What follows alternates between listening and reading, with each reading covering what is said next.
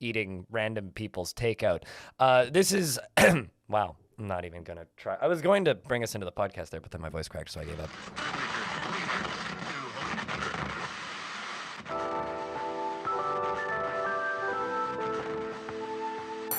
It's not an excuse for stealing somebody's takeout, but this is episode 65 of the Halcyon Frequency podcast, going live April 16th, 2023.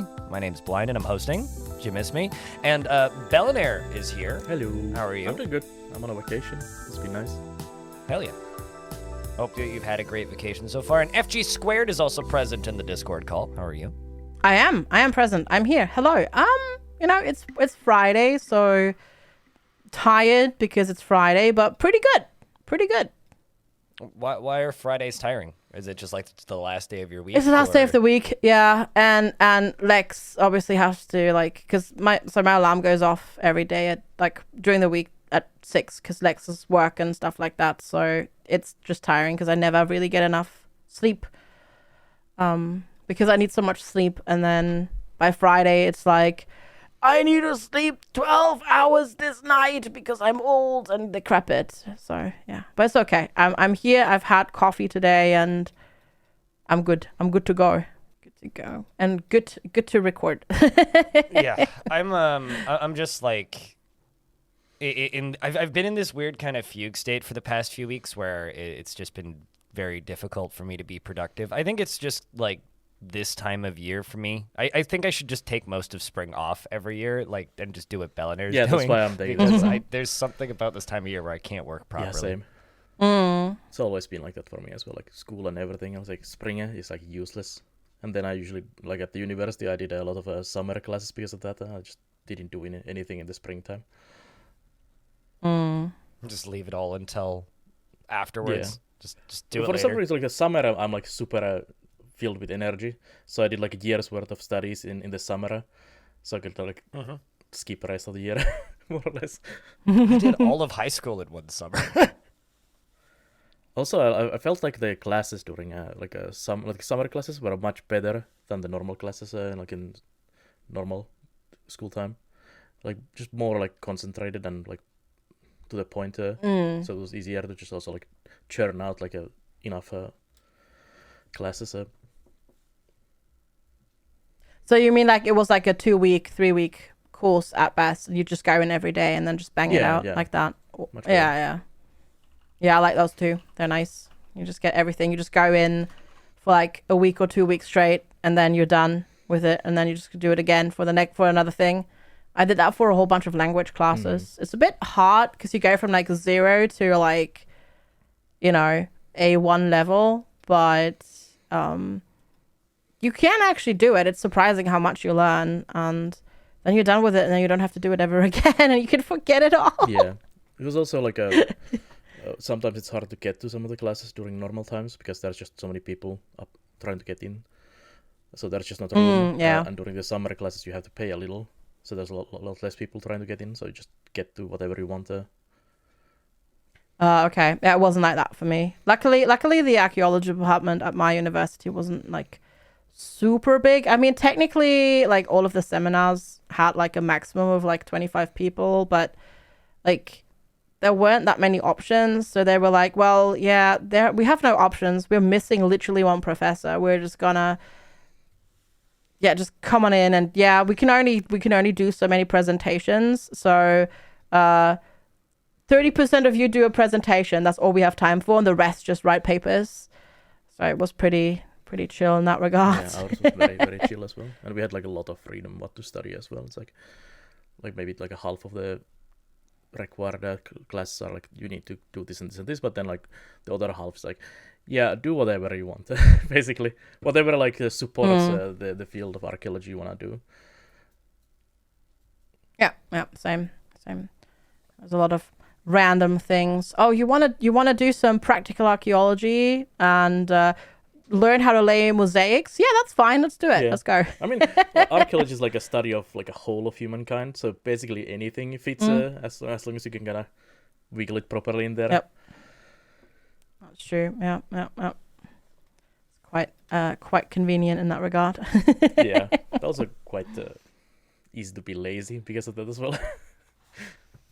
Yeah, especially because like I'm sorry, Blind. We're like just like two archaeologists just gushing about going to university. nuts. I'm just over here sipping my coffee and making like Indiana Jones references in my head. So Yeah. No, like my professors, at least in the prehistoric department, which is what I studied, they were so chill about deadlines as well. Like we had no deadlines. It's like, oh, you took this course with me 2 years ago. You want to hand in your paper now to get a grade for it? Yeah, that's fine. Yeah, That was hard. Our like the main professor who was leading the department was basically he's from Cuba originally, so he has that like a very Central American, very like laid back attitude on everything. Maybe a little too much. So it's like, yeah, just post it whenever you feel like, and come to classes if you feel like. Sometimes like, yeah, you get a maximum score if you are on every like class, and then if you're missing one, you're going down one grade and so on. It's like not even like tests or anything. It's like, okay. See, the thing is how it used to be for me. They changed it later on because they actually determined that this was illegal. Most of my lectures were literally just the only requirement to pass it was attendance. So you could miss up to 2 or 3 depending on the semester, and that's literally the only thing you had to do. But they determined that was not legal and not fair to people who couldn't wrangle that with their schedule. So we had to like do stupid things like write this 2-page essay instead, which was so much more work than just showing up. And I don't know. I was glad I did most of my stuff before they changed it. Yeah, they changed a lot of stuff with ours as well. Like we had like a kind of generation change with the teachers and everything, which made everything a lot better. But also actually started requiring actually doing things. Yeah. Most of my the prehistoric department was like young. Most of them were young. They were like between 30 and 45. The classical archaeology department though was literally like from ancient era. You know, the stereotypical old professor. I know more than you do because I've studied classical Latin and ancient Greek and and statues are awesome and you have to describe them in this. Oh my god! Yeah, we had the same. But then some of those retired and got replaced with younger generations, and then like the younger generation says, maybe it's not exactly like this. Maybe you need to rethink this from a little different angle. Yeah, no, that's happened now, but. During my time, they were still very much there, but I only did classical archaeology, like as like a side thing. Prehistory all the way. Yeah, I did like as a whole minor. I didn't. I did a couple of classes, but my focus was prehistory. Yeah, same. Sorry, Blind. Why are you apologizing? This is easy content. All I have to do is sit here. It's great. I mean, that's true, but I'm not sure. I mean, we could always do Halcyon Frequency Gaming Podcast Archaeology Edition. Let us know, lovely listeners, if you want us to talk about archaeology. I could reach out to my my local Vancouverite Ponce, who also has some sort of degree in archaeology. I like history studies. I almost came to it. There's a surprisingly large amount of archaeologists stream on Twitch. It's like that. Like I wonder why. Yeah, it's almost like there's no work for them or something. Yeah, and it's almost like, you know, the pay in archaeology might also not be great unless you get to like be a professor. I actually almost came to Canada. Does that mean archaeology is just an MLM scheme where like you're teaching people to be archaeologists, but in reality you just want to teach more people to be more archaeologists? Not really. No, it's actually kind of opposite in here because to do archaeology as a job, you kind of have to be mainly at the university, more or less, or at the National Board of Antiquities or the Forest Services. But like most people are at the universities for that, and most of them don't actually want to teach at all.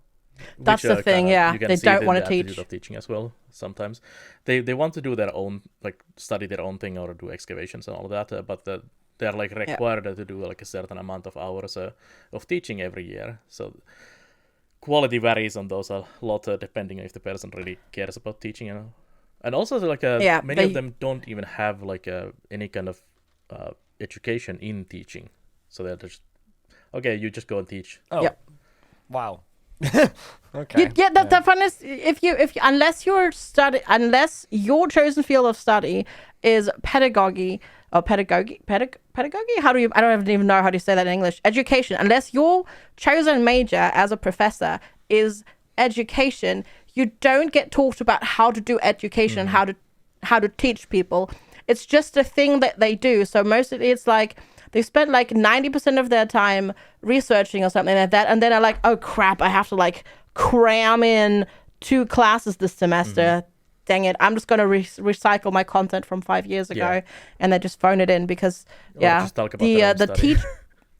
Yeah, exactly, because the teaching thing is the one thing that they don't want to do. The only people that are really good about teaching are the people that are currently studying to get their PhD, because they have to do that too, but they are like actually still interested in like teaching you and like I feel they also have giving like you a like fresher like a touch on like teaching and everything. Like they know a little more modern ways of teaching and everything.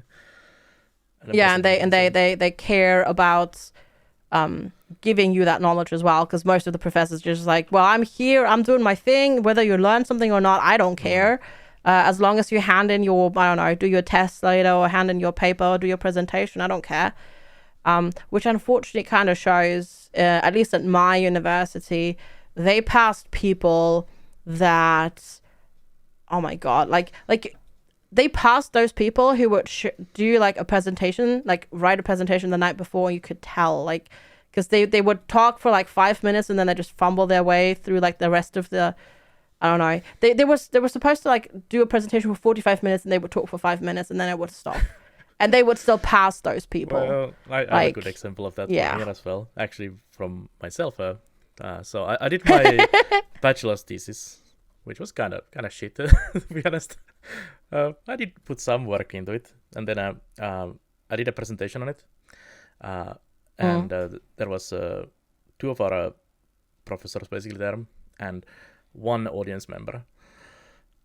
And I did that, and then submitted my thing, and then I was like waiting for a couple of months to get the results. I was like, nope, nothing. And then I went to talk to our like the head professor, and it's like, I'm supposed to get like a score from this or something. And it's like, okay, I'll mark it down. And then he just marks it as like done instead of a number.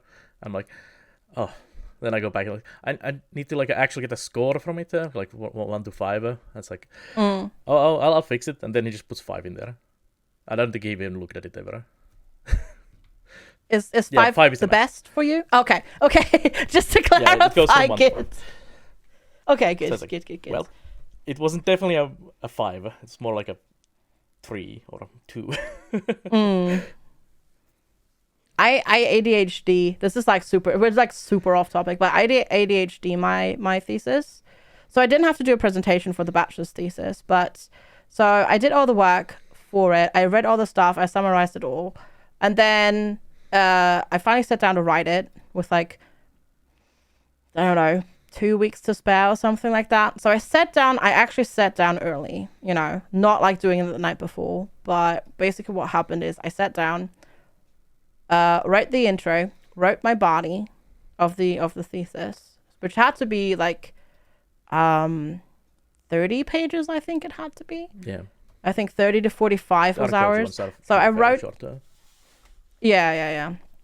I sat down, wrote the intro, wrote the body, read through it once, made notes, also corrected like, typos that I saw, wrote my conclusion, and then I sent it off to print. I never even proofread my conclusion because I was just like, my brain was literally just like, okay, you've done this, you're done. Yeah. I'm done. I'm not. I can't look at this ever again. I'm done. I'm done. And then I handed it in. Yeah, I feel that's like a general rule with any project. Like you churn it out, and then at certain point you're like, push it out. It's done.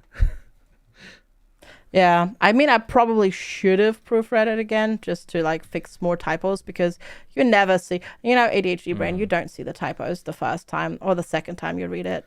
you guys have to talking wait about like this sounds like me editing YouTube videos. just ship it. Just post it. yeah, just pretty call much. it done. Get it Yeah, out there. pretty Whatever. much. It's fine. I Yep. don't need to re-record that one line where I stumble on my words. Just do that. Also, this is good stuff. You guys keep talking. I'm gonna go use the toilet. I will be right back. I mean, I guess today is just archaeology edition. So what was your chosen field then? Like, what was Finnish, your like prehistory, like Iron Age and Stone Age? Gotcha, Was the main gotcha. thing. Like that's what my bachelor's thesis was on. Was basically Finnish Iron Age finds. And you know, use, like, gotcha, cool. Was GIS like a where you put like locations on a map and so on, like, and it was like kind of like what finds you have been found already that are not like associated with like a known site.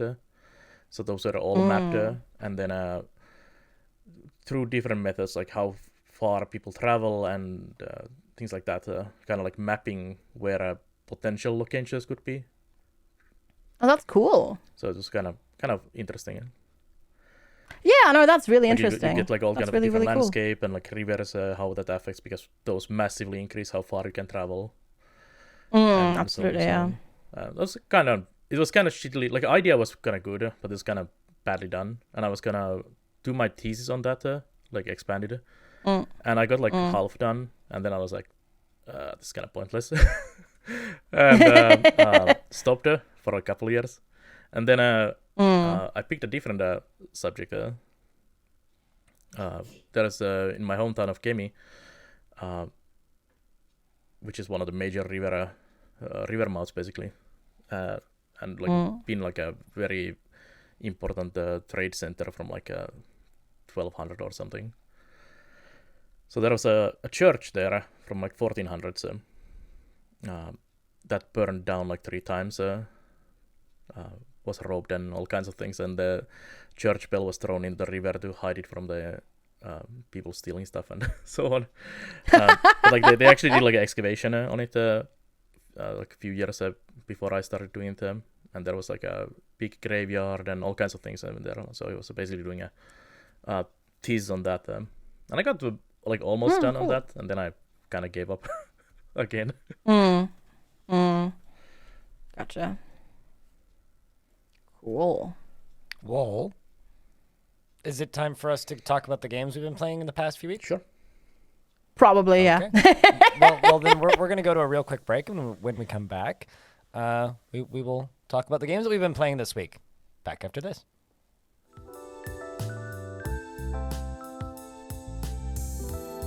And we're back with the episode 65 of the Halcyon Frequency Podcast. FG would like to tell us about a video game called the Magical Mixture Mill. Yes. It's one of the 2 games I played recently that I'm going to talk about today. But yeah, so Magical Mixture Mill came out on the 5th of April. You may have played the demo for it earlier this year because it had a demo in the Steam Next Fest that I know Bel and I both played. And basically what the game is, it's another one of those alchemy potion games that are currently just so very popular for some reason. But Magical Mixture Mill is a bit different in that it's a top-down sort of isometric exploration and ingredient gathering game, and then the actual potion brewing is relatively basic factory automation. So you have like chests, and you put your ingredients in the chest, and then they get like the chest acts both as a chest and a hopper, and it puts that into an extractor, and then the extractor puts it into a thing that mixes it with a different extract, and then you send it to the bottler, which then puts it into, you know, a bottle, and then you have a potion, and you can have like make fancy potions and all that sort of stuff, and you can all string that together. So it's a really cool idea. It's not like super duper crazy factory automation. It's not like Factorio levels, but you know, you will like redesign your factory a whole bunch because you discover better ingredients, and then you have to like change the ratio if you want to get like optimal potions and that sort of stuff. Stuff can also explode if you're not careful. It's a really, really cool idea. I really enjoyed my time with it. It is, unfortunately, as so many games that are coming out these days, early access. There is more content than in the demo. But there is not that much more content than in the demo. I don't think the demo is currently accessible anymore, unfortunately. Yeah, I've seen that happen now where there's like demos that will be available right up until release and then the demo goes away. It's like, that's almost like less helpful. Yeah, it's like, I feel that less helpful too, because why not just have a demo? It clearly already exists if you made one for the next fest. Just keep that. And I mean, I guess, yeah, like throughout early access, the game will change like significantly, but at least for the first, like, I don't know, half a year to a year of a like game that being initial launch out. window Yeah, kind of deal. at least for a couple of months. Yeah, just leave it. But I guess in this case, maybe there was a, you know, they're like, I don't know, there's not enough content to like then lure people over to buy it in early access. I don't know. Like, it's good. It's really fun. It's very, like, the art style and the humor is very whimsical. It reminds me a little bit of like the cartoony look of like Warcraft. And it's really well done. It's really well polished. It runs really well. It's, you know, and that sort of stuff. Like they've got their stuff down, and I think once it's done, it's going to be really, really, really good. I played it for like 2 streams, I think like 10-ish hours or so. And after that, I was like, yeah, this is great. I'm going to touch it again when it's out. Because there is, as I said, there's not that much content there. I discovered all the ingredients that are there. You can try to like currently upgrade all your tools to maximum level if you want to do that. That's really hard though. You need lots of ingredients and potions for that. You can try and find, for every potion, there's an optimal recipe that you can discover. You can work on that, but quite frankly, I'm more of a person. This done. This makes the potions that I need for this quest or for that. Okay, good. Ship it. I can't sit down and try to like find the perfect ratio. I'm not super interested in that, but it's good. It's fun. I would recommend it if you like exploring and gathering stuff and then some automation. Because the cool thing is the automation obviously works while you're out exploring, also while you're sleeping. So that's quite nice. So you will always produce your potions, and you're not like bogged down by having to wait for like a bajillion potions, because you can also just go to sleep and then you wake up in the morning and everything's done. So it's quite good. It's quite fun. I'm interested to see where it goes from here. Well, that's good to hear. I hope that game kind of comes together. Looking at reviews, it seems like people are a little concerned about some of the early access points that you mentioned, but like hopefully it works its way through early access and does well. Yeah, at least the demo was really good. I really enjoyed it as well.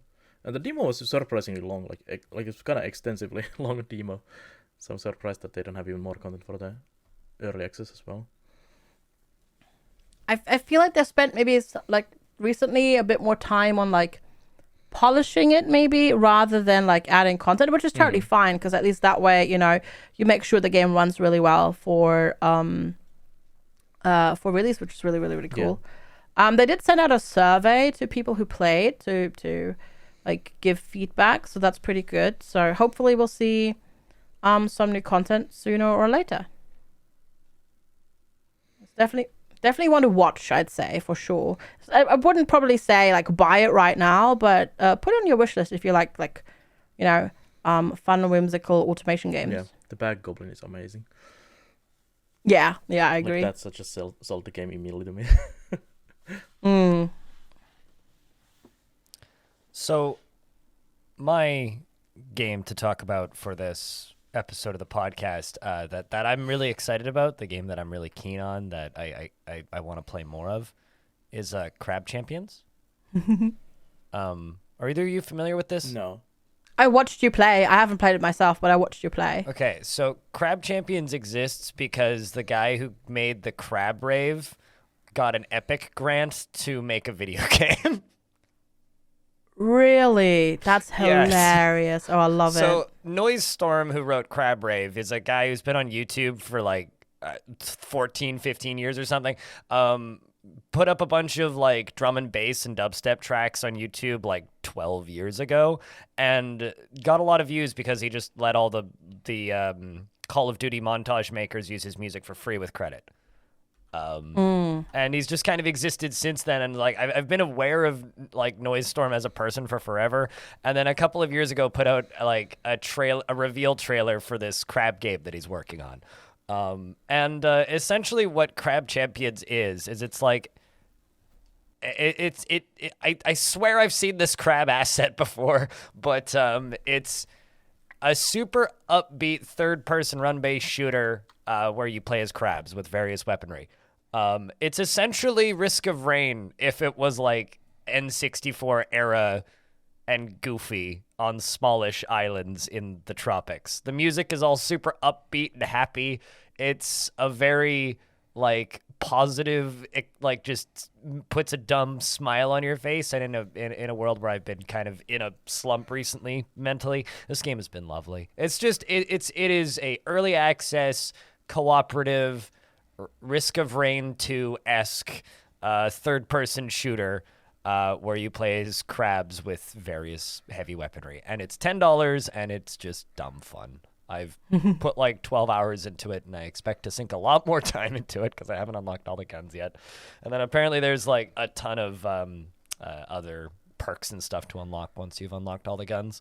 There's giant flying pumpkins that shoot fireballs at you, and skulls and other crabs and various sea life. It's a good time being a crab with dual wielding sawed-off shotguns. It actually looks surprisingly good. Yeah, it does. It looks really good. Yeah. Page, this looks also like very speedrunnable game. Like I wouldn't be surprised to see this on some kind of a speedrun event. There are parkour maps. So there are some maps where it's just like you're speedrunning. And like the fact that you mentioned speedrunning, like the part where the game really shines, that like maybe it does, I don't know if it shows that well. It controls really well. Like the goes really fast as well. The actual game feel is very good. It's also super generous with your aiming, so things just need to be kind of generally in the right direction. Like you don't need to be super precise about it, which is something that pushed me away from a lot of the Risk of Rain characters, where you did need to be really precise and accurate. It's pretty general and forgiving. On the easy difficulty, it is genuinely like very easy. Like you could play this with a small child levels of easy, and then on Nightmare, it's actually a nightmare, and on normal, it's a decent challenge. So I think it's pretty well balanced in that regard. There's kind of something for everybody in there. If you just want to play it as like a shut your brain off co-op shooter where you don't really need to do any of the movement stuff, you can absolutely do that on easy. But it's also just really enjoyable on the harder difficulties. Something else that always bothered me about Risk of Rain 2 as well is like you'd get to a point where the maps would take like 30 minutes in some cases, like especially on the harder difficulties. Once you got further in, like it would get to a point where like the people that you're playing with would be waiting for quite some time. I think the most time I've spent in a map in Crab Champions is like 3 minutes.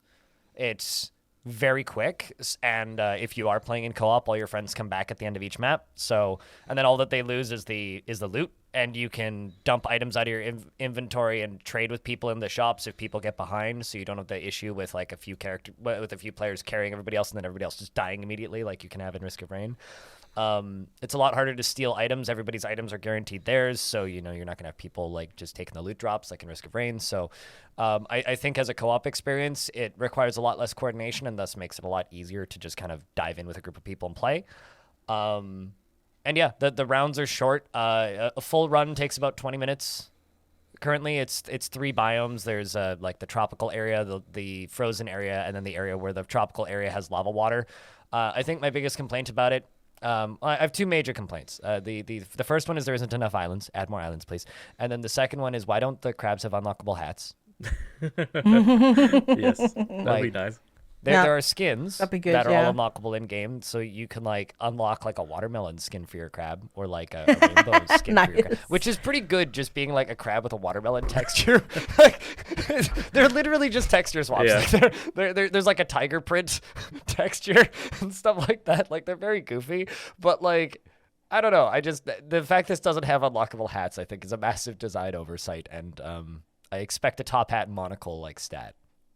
That'd be great. Yeah, you should suggest that and then take royalties because that sounds certainly like not a good the idea. only person suggesting it, but oh, fair enough. Okay, yeah. No, I put it on my wish list to get later. I have so many games that I currently like am working on to get through, and they keep updating because they're all early access. Oh, yeah. Action roguelites. No, this game definitely fits in with like Risk of Rain, RoboQuest, Gunfire Reborn, like that kind of type of thing. Yeah. Kind of your co-op, third person or first person like wave defense with select perks. Like, honestly, like these types of games are basically just like the first person shooter or third person shooter variant of Vampire Survivors at this point. Like there's such a formula. And there's quite a few of them now. It's just kind of a pick your preferred movement style and art style and go nuts. Yeah, absolutely. But I've been enjoying Crab Champions. It's a lot of fun. It's also cheap, so I recommend it. That's always good as well. Yeah, cheap's good. Big problem. Does not include the Crab Rave. Aww. Crab Rave is not in the game. Oh, and the crabs don't dance. So, although apparently 0 to 10 Tony the game. Shopkeeper is going to have a dancing animation, which is good. But currently, Tony the Shopkeeper doesn't move. Tony the Shopkeeper doesn't have animations yet. Wow. At least have a Okay, cute that went music just from an Insta buy to nope. Eat Crab Rave. I imagine it has pretty good music still. Oh no, the music bops. Like it is great. Like it's like did you ever play like Viva Pinata? Okay, like that kind of like I can't remember the name of that composer, but it's like that kind of rareware style of super upbeat like steel drums and stuff, except it's all just like hard rave music. It's great. And it's like the music is twice the volume of all the sound effects. When you first turn the game on, it's like it's very clear that it's like, oh yes, this was made by a musician. I made my game I made a game to promote my music. Let's go. Yes, but also like the game's doing real well, so Yeah, it's great. Very positive on Steam. Yeah, it's very fun. Speaking of very fun and doing a lot of damage to things, Bel, how's vacation been, and also Path of Exile? It's been great to be on vacation. I've literally done nothing but played Path of Exile, so it's been I've been actually been like on a vacation. Like no emails, no nothing. It's like just playing video games and not caring about anything. It's been actually quite nice. I had this kind of revelation at the start of the year that I was looking at like how much I've been streaming and comparing like normal person having like days off in a year. And I've had like 40, 50 days off last year, when an average Finn has like 130 days off in a year. So I was like, maybe I should take a little bit more time off. So I gave myself a permission to have like 3 vacations this year. I took one now. I'm going to have one somewhere in the summer, early autumn, and then one in the end of the year. Just have a week of doing nothing. And then like a couple of months ago, I was figuring, Path of Exile is getting a new update. So I'm going to just take the vacation during that and just do nothing but just gaming on my own. Nice. Sadly, the current league is not that great. Oh. The new league mechanic is kind of shit, to be honest.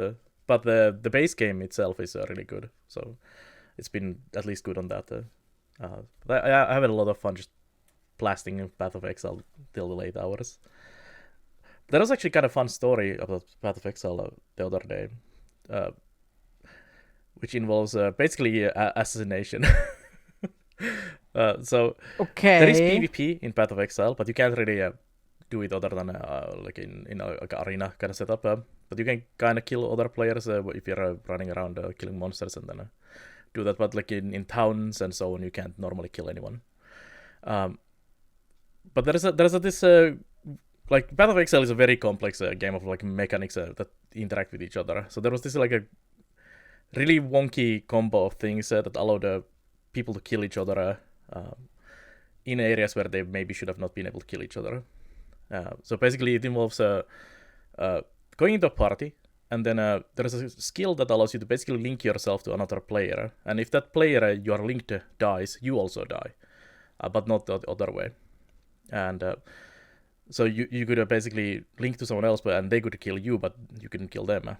But then they introduced a new item in this league that allows you to use your basically, when you use a potion, it gets used on the person who you're linked to.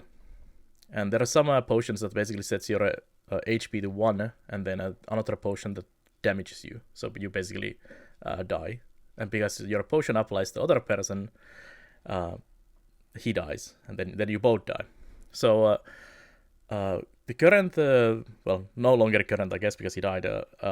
Rank 2 hardcore ladder person got a whisper from someone on stream that, hey, could you come and help me kill this thing because I can't kill it? And the hardcore players are like a very small community who are really helpful to each other, so they help out when someone asks usually. So I was like, yeah, sure, I can come. And he just joins his party, teleports to their area where you are not usually supposed to be able to kill each other. So it's like, why are you so low level and everything? And then he just used the link skill and used the potions, and they both die. So he basically just assassinated the rank 2 player on hardcore ladder with that very funky combo of mechanics on stream.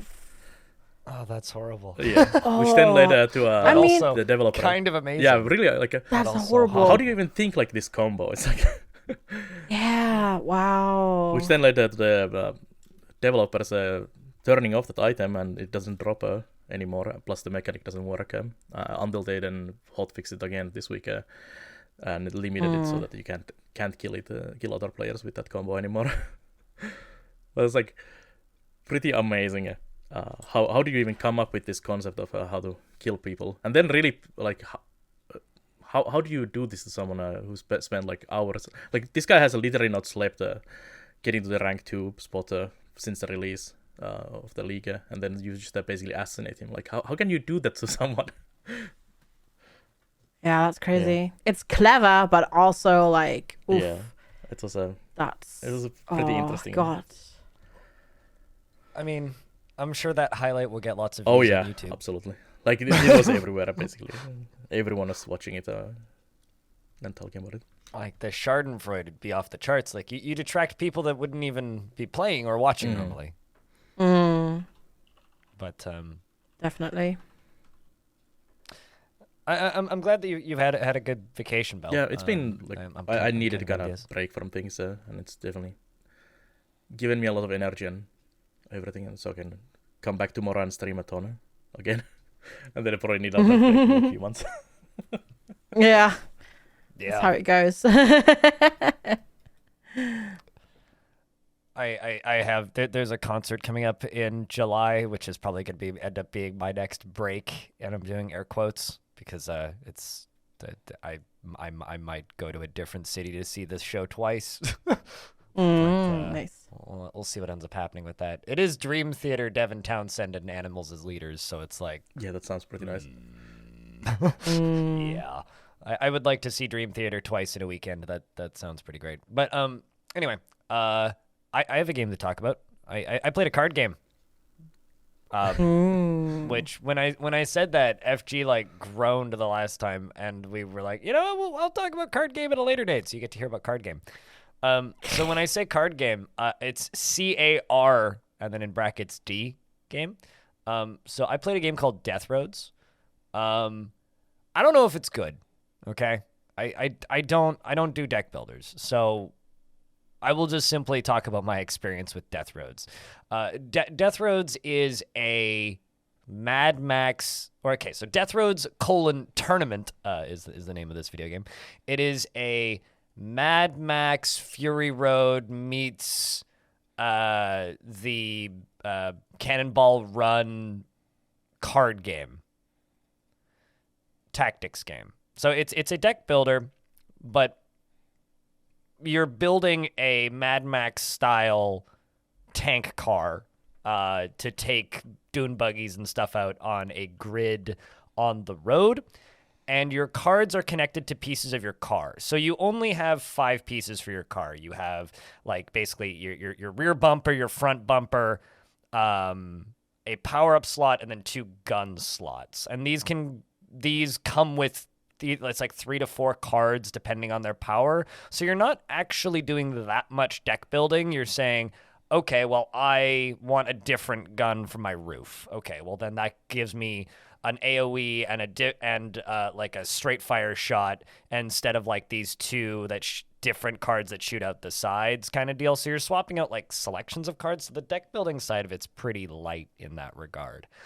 Where it gets complicated is you have a second deck which is like your car itself, which is connected to your car and your car's abilities. And these include shifting up and down gears, which changes what the cards do, because most of the cards have if you're in first or second gear, it has this effect. If you're in second or third gear, it has this effect. And if you're in fifth higher gear, then it has this effect. When you take your turn, you can shift up and down gears, which, like I said, changes the effect of cards. And if you're in higher gears, usually the cards are more effective. But if you are at a higher gear and you get hit and you run out of traction, which is basically like a secondary health bar, which you spend traction to use cards, and when you get hit, you take traction damage. If you run out of traction, you spin out. And the gear that you are on is the number of random moves that you make on the hex grid on the track, or on the square grid on the track, and it can make you run off the road and take damage and stuff, or crash into other cars and do damage to them. So it's this balance of shifting gears, using traction, playing cards, and trying not to spin out and then get a bunch of like RNG movement cards thrown at you. It's a very weird combination of things, but it ends up being quite a fun little, almost FTL feeling turn-based board game where you're on a speeding highway at 1 billion miles an hour trying to take out other cars. And the reason I played this is because I like tactics games and I like car combat games. And I don't really get tactics car combat games, so I was like, I don't like car deck builders, but I will jump this hoop to play a tactics car combat game. And it was enjoyable. I've played it twice since I streamed it, and I think I'll continue playing the odd run of it because it's something different, and there isn't enough deck building to make me mad. I mean, it sounds good. It reminds me quite a bit of. Do you ever play Convoy? Yeah, that's the first thing Yes. that really came to my mind as well. Yeah. This is a very common comparison point for this. Okay, cool. Yeah. Because I mean, to be fair, I enjoyed Convoy. And yeah, that for me, that's usually what you said. I usually enjoy games with cards despite the fact that they have cards rather than because they're a card/deck builder. But I mean, this one sounds really like well thought out, like the different decks and how they behave each other and how the stuff interacts. So sounds good. And then the overworld is all about getting from the west coast of USA to the east coast of USA. And there are other cars, like other characters, I guess. The other named characters, the classes that you didn't select, are also on the board. And every time you take a turn, they all move up one tile. And so the entire time you're trying to select the routes that'll get you to the other side faster than the other cars on the map to get you a higher score, which is also kind of cool. So there is a light racing element to it, and if you collide with the other players, then you have to duel them to the death naturally. But they're not actually players; they're just like AI run. But they're like bosses on the overworld. Yeah, it looks like the latest also, kind of progression, but with added a racing component. Mm-hmm. Yeah, and then on the map, there's a bunch of graffiti on the map, which I think is very entertaining, and certain like jabs at the U.S., which is very amusing to me. Like Texas is called Tax Us, which I think is very funny. And there's definitely some amusing character in there, and the music's pretty good. The art's kind of great. I think it looks really nice. I'd be curious to ask you, FG, about moving backgrounds and stuff. If the from looking at it, if you think it would cause you motion sickness problems, you can turn off all the screen shake and crap, but like it does have that speeding highway effect in the background. So constantly, like when you open the. Looks like that would not fly for me at all. That would like I'm looking at the trailer and how it starts. I guess that's how it is, right? Because it's just driving. Yeah, no, that's a. I don't even notice it, which is why I ask. And I was asking chat while I was playing it, and they all said, yeah, that wouldn't be a problem. So, because the backgrounds are pretty static. Like, they are moving, but they're pretty static. So, I don't know. It's that would be, like, especially, like, it's okay, like, looking at the trailer on the Steam store page right now, because it's, like, small. But if that's full screen in front of my face on my 27-inch monitor, no, that would get me. That would get me, actually. Especially because I'm not directly controlling the car. I mean, I know I am controlling it, but with cars, like, I'm not pressing a joystick to go up and down, right? That would be different, but because it's, like, moving steadily and I just click on certain things to make it go, no, that would not work for me. I don't think so. When you place cards, it slows down to almost a crawl. Like, it basically puts into, like, almost kind of like a bullet time mode thing. So it goes into slow-mo when you go to place cards. I don't know. I think it's pretty smooth. I quite like it. So how do you feel about the balance of the game? Looks like a lot of the Steam comments are complaining about balance of things. The complaints that people are complaining about with the balance is the gear shifting mechanic. Like, all of the complaints I've seen about balance is the gear shifting mechanic. So if you're in a high gear, yeah, you're gonna spin out, and yes, you will flip off the road, and yes, it will do a lot of damage, and yes, it will feel BS, which is why you shift down at the end of your turn. Yeah. To me, from what I can, like, I almost beat it on my first run. Like, it doesn't seem poorly balanced to me, but also I'm not an expert at card games, so I found it to be a challenging tactics game, but not unbalanced. Yeah. It does also have multiple difficulties too, so I was just playing on the normal difficulty. I don't know what those people who are talking about balance are playing it on. I think it's just got some weird mechanics, really. Yeah. Looks really great. I'm gonna add it to my wishlist for sure. So, next thing on here, FG, you played the, I guess, 1.0 version of Wartales? Yep. Wartales.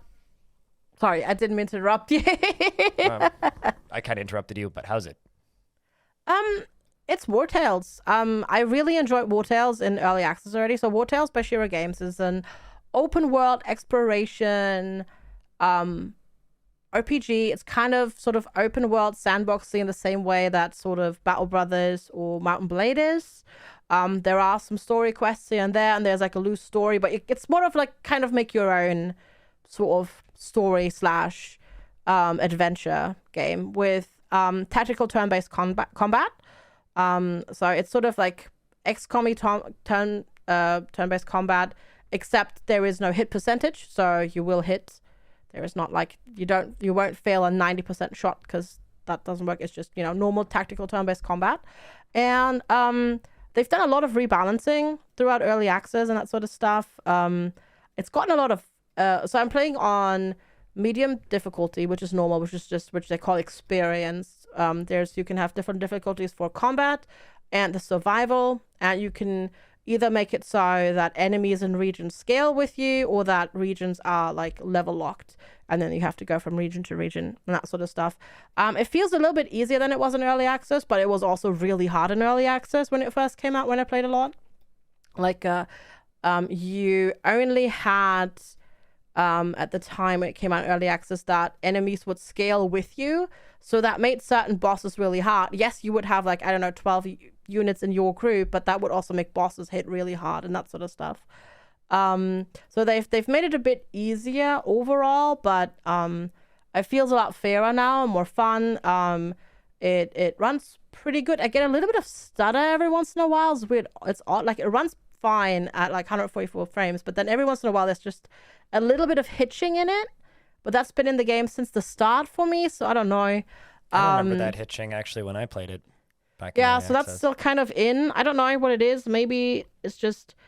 I watched Jess play, and she didn't seem to have it yesterday, so I don't know what's going on there. I haven't been to any of the new regions, but like, the camp management is so much more elaborate, which is cool, because you can upgrade your because you have a camp, because you need a camp in the overworld, and you can put different things in your camp, like a campfire and a cooking pot and a tent and a strategy table and all that sort of stuff. And you can now level these up as well, which then gives you more bonuses and that sort of stuff. There are weapons that you can upgrade. You don't just have to craft new weapons. Certain weapons, really good weapons, they're upgradable, which means those weapons will then scale with your party, and you just don't get this boss weapon that whacked you really well when you first got it, but then you have to discard it. No, you can just go now and upgrade it, which is really nice, because that feels so much better, right? Because you kind of just get to keep that weapon, that really cool weapon that you got from the boss. And it has voice acting now, which is nice. So if you talk to somebody in town, they will actually, you don't have to read it out loud. It talks at you, which is really nice. And it's just really, really good. I really enjoy it. I need to still make it to the new regions. I've beaten the first region, the storyline in it. I'm kind of like dropping about in the second region now a little bit. I'm a little bit under leveled because I level locked my region, so I'm a little bit under leveled for that new region because that's not technically the next region I'm supposed to go to, but whatever. And it's just really fun. It's really good. There's a lot of content. There's like 6 regions or something stupid like that now. Like, that game has content. Like, if you want to do a proper playthrough and go everywhere and do all the quests, like, you're looking at like 60 hours at least. And you can play it on different difficulty levels. You can make combat really hard, but survival easy, or the other way around. And it's just really fun. Also, I made my war pony the captain of my troop, because you can do that, which is great. And I just remember the legend of Hammy the pig just killing people in that game. Yep.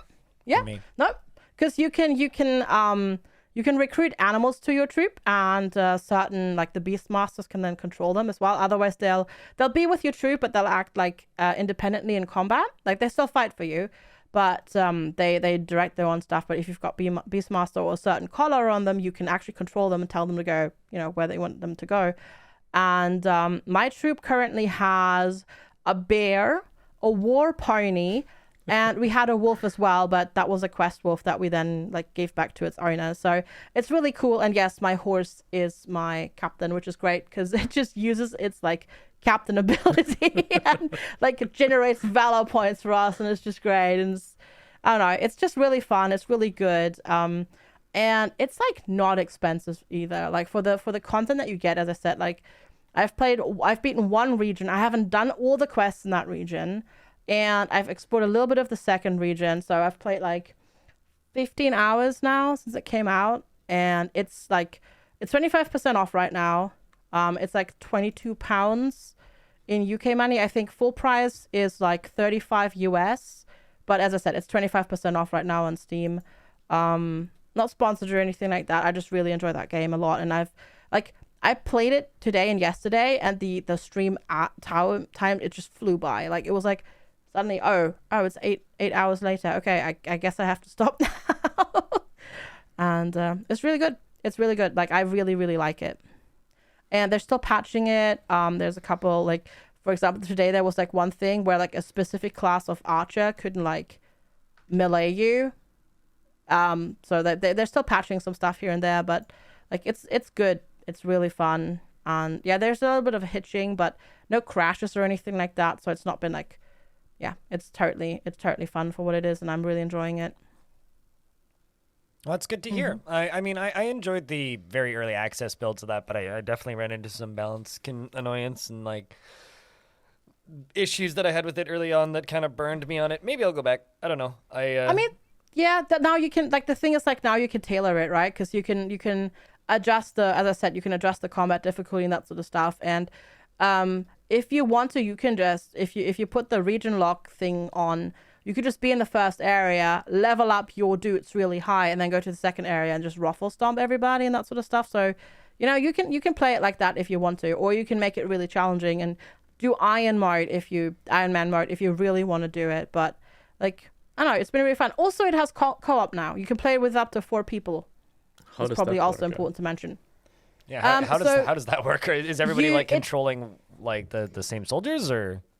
Yeah, so it's like Divinity Original Sin. So you have one party. Oh. But it's not but you don't control the so you don't control dudes in the party separately. But then when it's combat, everybody gets the units are divvied up between the players, and you have to play cooperatively. But I mean, it's cool because you can have the you just experience the story together. Experience. Yeah, exactly. It's really cool. And it's up to 4 people as well, which is quite a lot, which is quite nice. It's more than for example, what am I thinking of? What is it called? Well, my brain wants to say Warcraft, and that's not what I'm thinking about. Not Fallout, the other one. That's Fallout. it's on the tip of my tongue. Oh my god, the third one. What is it called? Help. The post-apocalyptic role-playing game. The third one just came. Wasteland 3. There we go. Wasteland 3. Yeah, because Wasteland 3 is co-op, but only 2 players. So, Right. you know, this one is a third of the cool. price, and it's 4 players. If you're into that, like if you want to do it with together with friends. Gotcha. Yep. Well, I've got one more. So that was Wartales once again. I've got one more game to cover before we go to news. Unless Belliner's got anything else he wants to talk about. No. But the last game I've got here is Blocky Dungeon. Now this one will probably be a quick one. Yep. I have a question. You guys like Tetris? Yes. Yes, I like Tetris. Okay. Do you like dungeon crawlers? Yeah, I'm down. What if Tetris was a puzzly dungeon crawler? So Blocky Dungeon has a really weird control scheme, but it's kind of neat. So this is developer Square Enon's first game. I found this through Twitter GIFs sometime last summer. And what looks like a really simple little dungeon crawler with Tetris pieces actually is kind of wild in the amount of mechanics it's got. It's got a really good variety of enemies, and there's two modes of play. There's Endless, where you just, play Tetris and dungeon crawl in it. And then there's puzzles, or what they call quests. The puzzles are basically just, okay, you have a couple of specific restraints, and you have to try and achieve 3 different goals in 8 lines. And they're pretty good, the puzzles. They're quite challenging. They're quite difficult to pull off in some cases. So it'll be like, kill 2 slimes, don't take damage, and get to the exit in under 12 lines. Stuff like that. And the puzzle side of it comes in where, by default, you have 1 attack power. Now, killing enemies levels you up. And the way the game works is you're either moving Tetris pieces or you're moving your character. If you place a Tetris piece, it ends your turn, and then the enemies get to go. So when you're moving, you have 10 stamina, and you can move up to 10 tiles. I'm going to kind of go down the mechanics and give you kind of a brief explanation of how they all work. So HP is HP. If you hit an enemy, you do 1 damage, and then they will hit you back and do 1 damage. There's no chance to hit. It's all guaranteed hits. But if you've broken something, it gives you 1 attack power until the end of your turn. So if you break a box, you gain 1 attack power. If you've killed an enemy, you gain 1 attack power. And if you've completed a Tetris line, you gain 1 attack power. You complete Tetris lines by dropping, a line of pieces and then hitting control I don't know what the button on the controller is.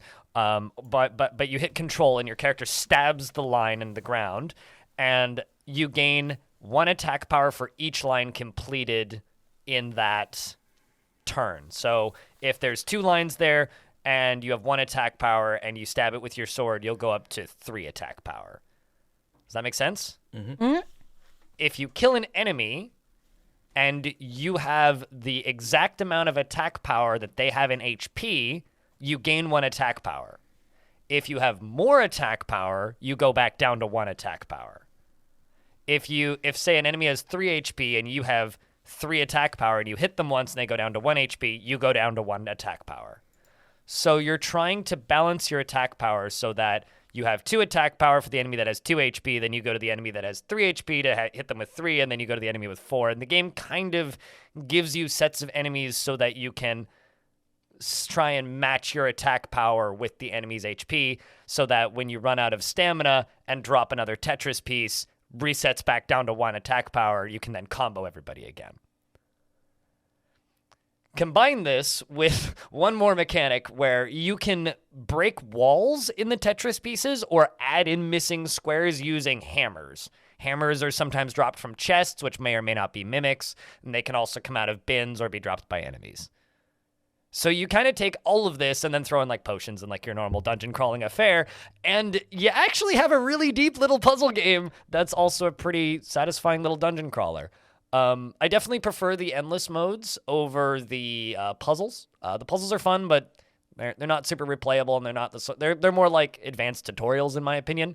But the the endless modes and the various difficulties surrounding that are quite fun and satisfying as a little turn-based dungeon crawler thing. And I don't say roguelike because it's got almost nothing in it that makes it into a roguelike. It's very much just a dungeon crawler.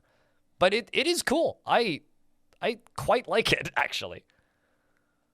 Yeah, I have to admit, you had me until you said that whole with the you get if you do too much damage, you get back reset. That sounds frustrating to me personally. I mean, I guess it helps you to like plan out and strategize your moves. It turns into very much a little math game at that point. Yeah. But like also if you decide you don't want to deal with enemies, you could just drop them off the edge of the map using the like make a Tetris, drop them off the map, but then you don't get experience, right? Yeah. So you don't get the extra HP and you don't get the XP and the score. Yeah. When in a pinch, you can just drop them off the edge of the map, but then you don't get the score for it. Everything sounds good except that mechanic to me personally. Like, it sounds well thought out because it adds another challenge level, like layer to the game. But for me personally, that sounds a bit frustrating.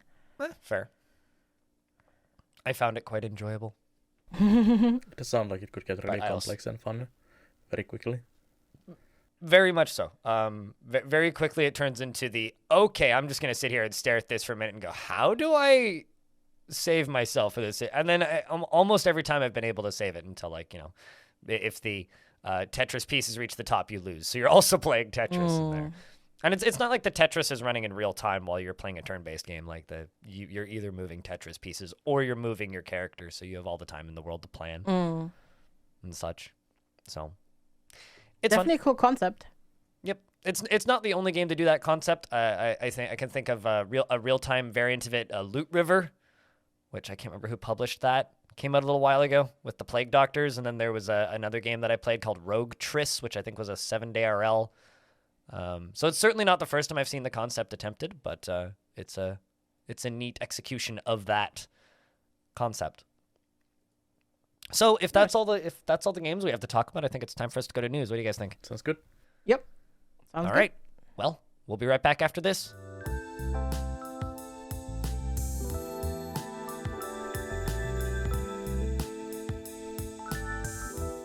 And we're back with episode 65 of the Halcyon Frequency podcast. I'm blind and I'm still hosting, joined by Bel and FG Squared. And so there is a game called King Under the Mountain, all right? Then there was another game called King Under the Mountain. King Under the Mountain was a kind of RimWorld-ish top-down colony builder akin to Dwarf Fortress, but 2D. And the idea was like, we're going to make a real-time Dwarf Fortress running in a more modern engine, but like it's going to be 2D. And then they had a Kickstarter, and they went to, I think, one of the British, whatever, is it EGX? Anyway, they showed the game somewhere. They had a Kickstarter. The Kickstarter barely succeeded, and then they were set to release in early access, and they had a publisher lined up. They released in early access, and then the publisher dropped them. And then the game kind of sat there stagnant for a year. And now it's coming back on a new Steam page with a new name, being re-released as Mountaincore. And everybody who purchased the previous game is going to be credited with Mountaincore for free, I think. Yep. And people who backed it on Kickstarter already have keys for Mountaincore. It's still in early access, and it's the same developer, Rocket Jump Technology and all that. And you can no longer purchase the original King Under the Mountain on Steam. This is just a weird situation, and I'm just like, I kind of just want to talk about it because this is a game that, I own and I've played. I played like 50 hours, I think, of King Under the Mountain when it initially released in early access. And I guess I'm curious as to what you guys think about this, because this just seems like a weird situation all around. It definitely sounds really like weird. Like what's actually going behind the scenes? Yeah, I don't know. Like, yeah, I saw that because I actually backed this game on Kickstarter back in the day, because it looked cool, and I was intrigued. I think it's like one person Yeah, it's studio or like it's one person. Yes. right. It's my like knowledge. really really small tiny thing, and I played it when it came out.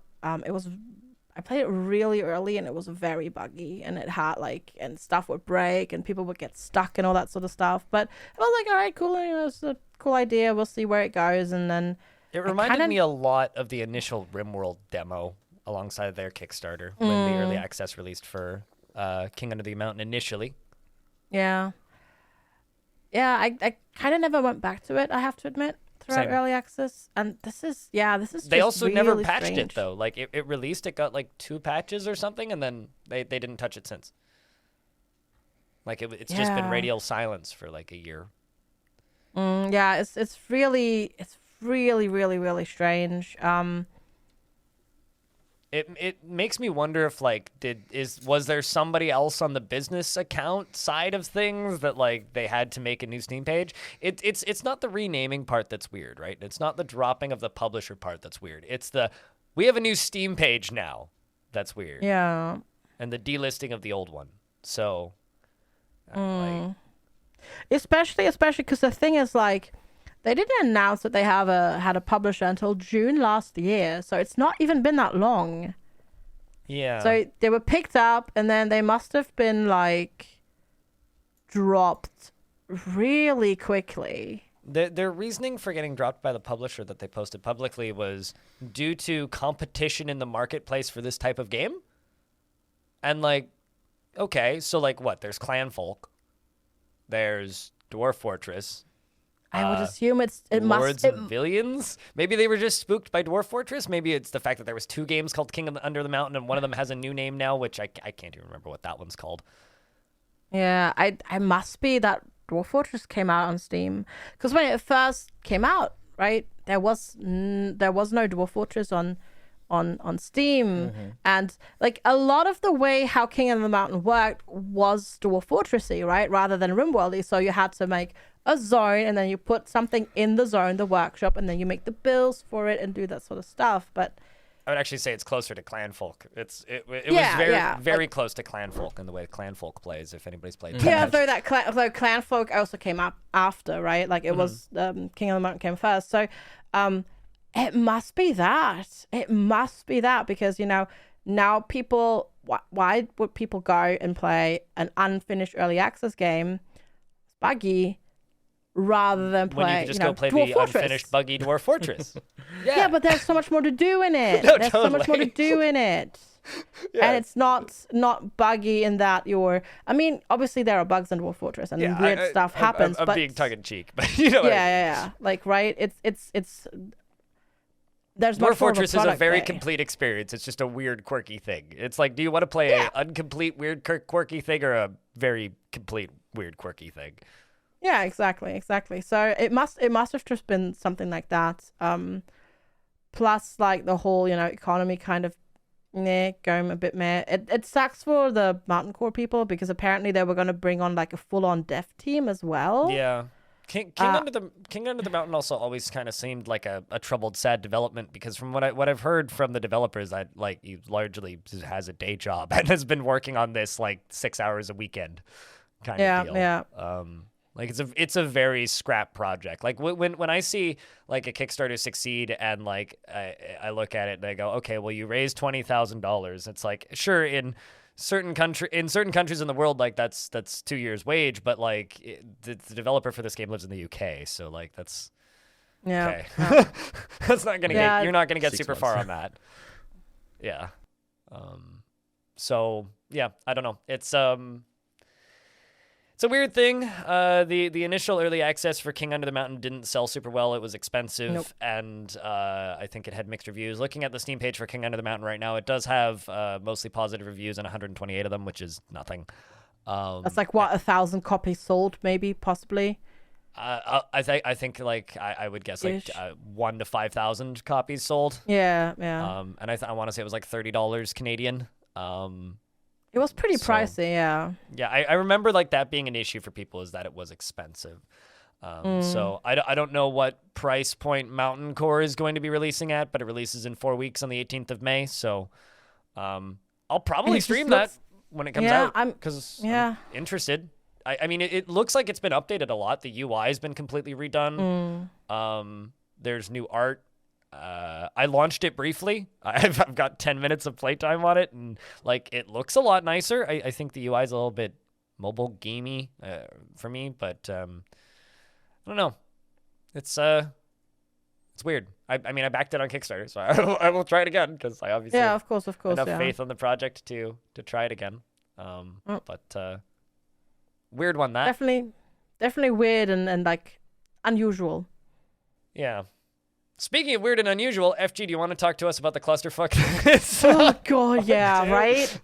Oh god, Ark. Yeah, Ark is back with another mess of things. This time it's not them taking a DLC for Ark and making it its own game, aka, Atlas. So a while ago, the Ark people, Ark Survival Evolved, announced that they were going to make Ark 2 because apparently Ark 2 is necessary, and rather than just making more stuff with Ark, because I guess you can then sell the game full price to people.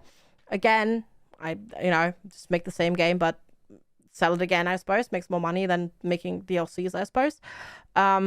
So this is something that unfolded over the week.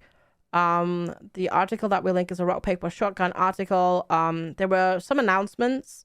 So Ark 2 was supposed to come out this year, but that's not happening. It's been pushed back to like late 2024. So let's say it realistically, it's probably going to be 2025 at the earliest before that comes out. And Doesn't then that they game have announced Vin Diesel in it, or am I imagining that? no, that's the TV. Aren't they making like a TV show thingy? Maybe, or is but that like the I'm looking at the art in this story, and it's like that dude standing on that dino looks like Vin Diesel, but like, or might be Vin Diesel in Ark 2 as well. Yeah, Maybe. I guess. Okay. Yeah. Sorry for the derailment there, but like No. That's definitely a big. Yeah, no, I think it might be that, because I thought they were also gonna make like they were making an animated show on Netflix an animated or something? show. I Or was think it a yeah, movie? something like that. I don't know. It's I haven't touched Ark. I just remember in, it having like forever. I just remember Arc 2 with like Vin Diesel and Elliot Vin Page Diesel. or something. It was like a Yeah. big list of like actors. Yeah, that's but- what I remember as well. So anyway, Sorry. no, it's fine. I mean, it's important, right? So that's not going to come out for forever. So what instead they're doing is they're releasing an Unreal Engine 5 version of Ark Survival Evolved, which is then called Ark Survival Ascended. Because obviously, if you can't sell a new game, you're just going to sell the same game for, money again. Like, so you just to make money, right? You just make a remastered version of this game and then sell it again to people. But the only way how they were going to sell it was they were going to sell the Ascended version of the game, which would, I think, include the DLCs. It's not super duper clear. I think the DLC is technically part of that deal, but I'm not 100% sure. It's super convoluted. So what they were going to do originally is sell the Unreal Engine 5 version of Ark for $50, but only in a bundle with Ark 2 for $90. So you couldn't buy the Unreal Engine 5 version alone. You could only spend $90 and already pre-purchase Ark 2. And of course people went absolutely crazy because this is nuts, quite frankly. So they pedaled back and they were like, okay, we're going to decouple the games. You can no longer buy the bundle. Instead, you can purchase the Unreal Engine 5 upgrade for $60. $60. Yeah, which should really be just a free update to the existing game. Yeah. First of all, that. And then $60. And then thirdly, what they're doing is they're turning off the official Ark Survival Evolved servers. So they're only going to have servers for the Unreal Engine 5 version of the game. Can you still run private servers? I would imagine so. I think you can. I hope you can. Yes. But, I mean, to be fair, who plays on official servers nowadays? So it's a small fraction, but like, so they're turning those off, and they're only going to have the server for the new. So it's another mess. Like it almost feels like worse than what they did with Atlas. I don't know. It's such a messy situation, and I don't know. And apparently the Unreal Engine seems like whatever they do, it's always like a massive trash fire. Like every DLC, every update, like everything. Every time you hear Ark in the news, it's some kind of a massive trash fire. Yeah. Yeah, they're either Absolutely. suing somebody or everybody's mad at them because they're charging Or for getting something. sued at themselves. Yeah, or getting sued. Yeah. Yes. So they seemingly have unlimited money, but also are always broke, and Yeah, I it's don't know. weird. They confuse me. It's like, how are you always perpetually broke? Yeah, because especially, I mean, like, I know a lot of people bought Ark. Like, a lot of people played Ark when that came out. I mean, I guess people didn't necessarily buy all the expansions. And then the BR mode, nobody cares about the BR mode. I mean, right? Nowadays, especially. But, like, it doesn't feel like they should be losing this much money to me to milk people for all of that. I don't know. It's very odd. It's very, very, very odd. But yeah, so that's the whole big Ark story thing, and yeah, obviously people, like, rightly so, were upset about that. That bundling it and only being able to buy it and bundle and buy a game that you won't be able to play for another, like, at least 1.5 years at this point, if not more, because it's not like it's guaranteed to come out next year. Ark 2, that is. Who knows? Like, their track record, as I said, I wouldn't be surprised if it's not 2025 or 2026 at that point. If it even comes out, I don't know. That's bizarre. Yeah. That's bizarre. Bizarre. That's, I think, the best way to describe it. You know what And isn't be bizarre? nice about it still. You know what isn't bizarre and what isn't fucking up a business model is DFHack is released today on Steam for free. So if you play Dwarf Fort and you're like, man, I want those advanced DFHack tools, you can just simply right-click install. It's like 80 megs, and then just launch it independently. And if you decide, man, I don't want DFHack anymore, like, I don't have the time, just don't launch it. It's great. Yeah, there's great support for Can people you- who've been wanting that. It's always kind of hassle back in the day, Absolutely. especially in running like DFhack separately next to it. I used to always like have 2 installs of Dwarf Fort, one with DFHack, one without DFHack, because like I don't like playing with DFHack running generally. For me, I use it more like debug tools. But there are a lot of features in there for like planning tools and like automatic circles and stuff for people who want that sort of thing. So there is a lot of expanded control options for people who like that. Yeah. And maybe you want to cheat and you want your dwarves to run at 5 times speed for a couple minutes to finish a big project or something. Never know. Maybe you just want to set something on fire or make like 100,000 glass blocks appear.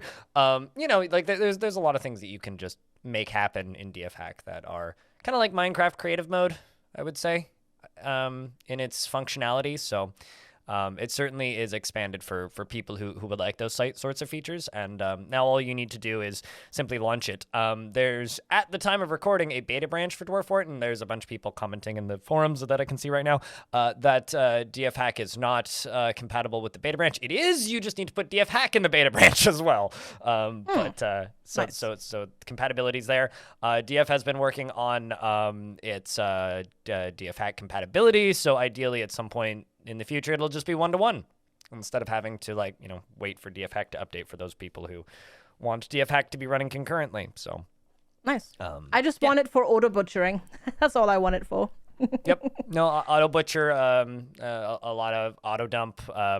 You don't need to worry about emptying buckets anymore, though, because in the beta branch of Dwarf Fortress for the next update, dwarves can now use half full buckets. So if somehow a bucket evaporates partially, it's no longer just like an anomalous half full bucket that will just sit there for all eternity.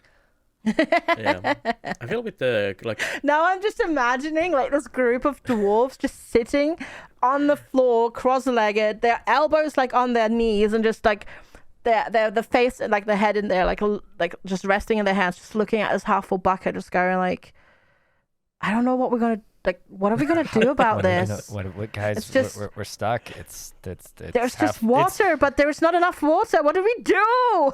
It's not enough water to use it for anything. Oh no, yeah, it just counts it as a full bucket now. So they can use it. Oh, also, my favorite thing that they've added in the beta branch for the DF patch. Sorry, I'm just talking about Dwarf Fortress now. They've re-indexed the entire set of items, so the stock screen now opens immediately, no matter how many items you have. Oh really? Nice. Oh nice. So it's no longer like That's you good. click the stock screen and then patiently wait for 10 seconds Yeah, while it figures that out was where the really 8,000 blocks are. Now Yeah, you just 'cause open I'm- the stock screen. Oh, nice, because I'm definitely not a hoarder, and I definitely don't accumulate way too much stuff ever.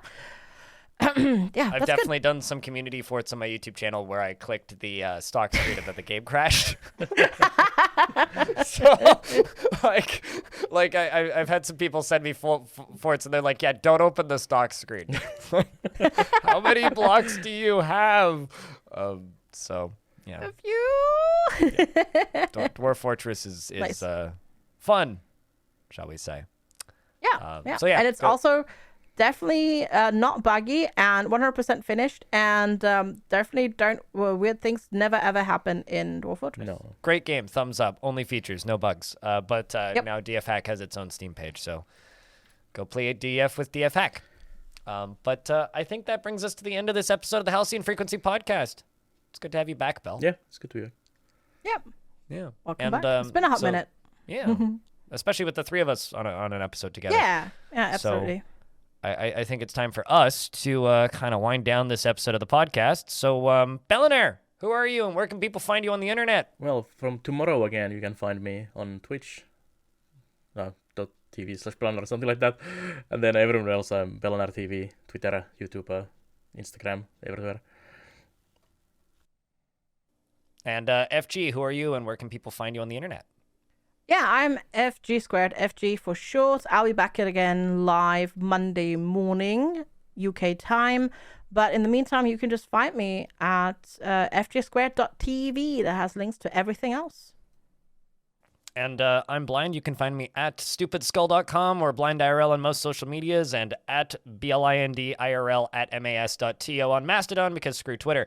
At current time of recording, the podcast is the 85th ranked podcast in video games bracket leisure on iTunes in Poland. And Still Poland strong. shout out to Nice. Poland. And Yeah. 138th in video games bracket leisure or leisure bracket video games in Austria.